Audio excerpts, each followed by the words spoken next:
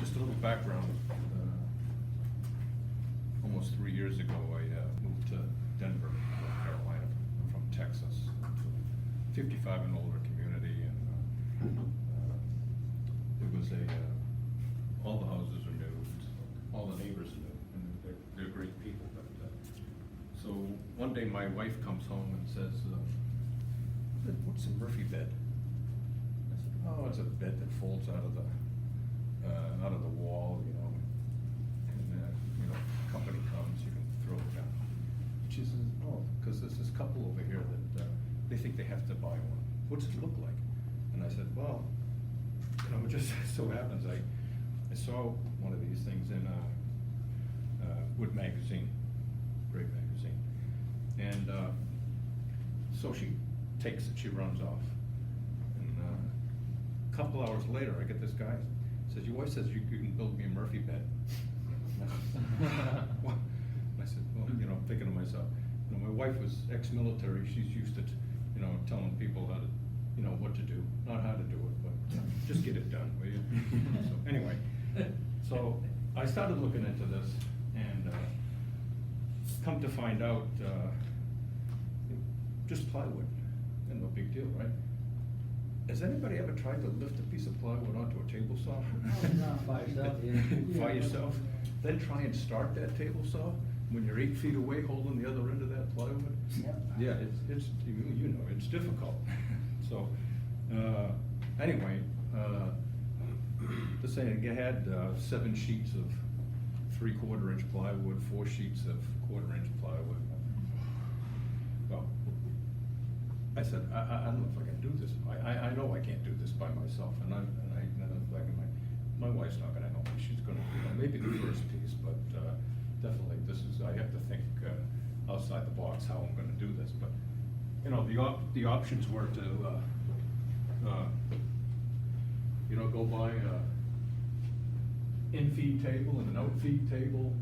That's a lot of money, and how much? I'm not gonna go into the Murphy bed business. Right. So anyway, enough about the Murphy bed. I'm not here to talk about the Murphy bed. I'm here to talk about how I got to the point where I could actually cut all this plywood. And the first thing I determined was I need a stable bench that I can use. So I came up with a saw table, and that's the table saw is on the left. The saw table's on the right. What you see in there is a 4 foot by 8 foot rigid foam that I was going to put the plywood on top of. But underneath is the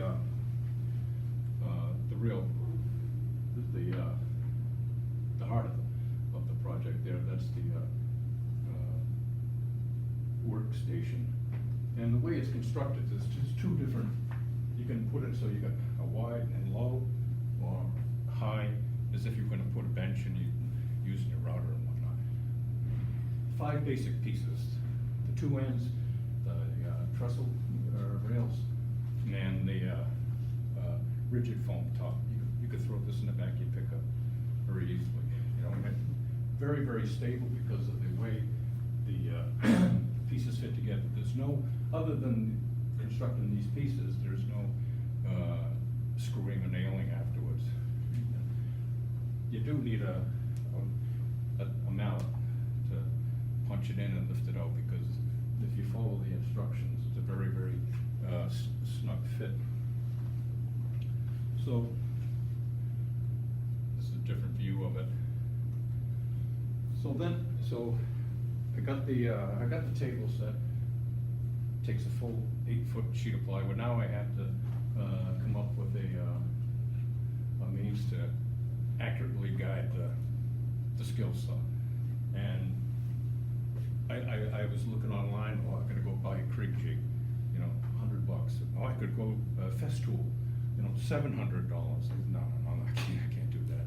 And I was thinking, what if I was doing this for myself? And after this, I have thousands of dollars worth of tools and a Murphy bed. No. So here's the crux of the whole thing is this saw guide, and all it is is a piece of masonite or hardboard and a piece of MDF trim, yeah? Glued and screwed, the backside, yeah? And you don't have to worry about whether it's perfectly aligned. In fact, you make it big so that your first cut is right along this guide, and it cuts this piece for you. So this edge is parallel with this edge. Okay? So now you've got your plywood dimensions. Here's your cutting sheets in here. This is just a matter of lining things up. One thing you have to remember though is where the kerf is. So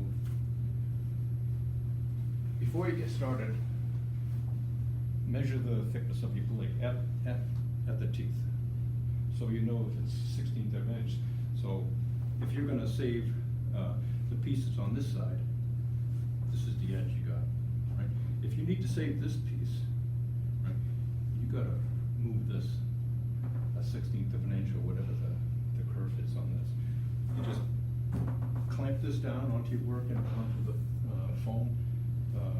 The saw, I just set it so it was about 3/8 of an inch cut into the foam. Yeah. And the foam is very forgiving. It doesn't bog down the saw. It's like one of these pieces of material we can use an X-Acto knife on and, you know, cut them. And works well. It provides a big platform versus the table saw is just 27 inches by 50 inches if you've got a really nice saw. So this is 4x8, and you know, after several months or several cuts, you can toss it away. Just get a new piece. It's a $26 investment from Lowe's. But the plywood in itself, when I was making this project, it was $110 a sheet, and that was a couple of years ago. I don't know what it goes for now. And if you're lucky and you're a contractor locally, you can get it at a decent price. I wasn't a contractor. I had to go way out to Lenore to get a decent price. But at any event, you don't want to screw this up and make a bad cut, and then you're just looking at $110 over in the corner. There. So with a little bit of an investment in some materials and a stable platform, you know, you can make almost perfect cuts. Sharp blade, and check your measurements, you're great. Right? I have some copies of this workstation if some of you would like to have it, or I can get it to you online, whatever. Yeah. Thanks.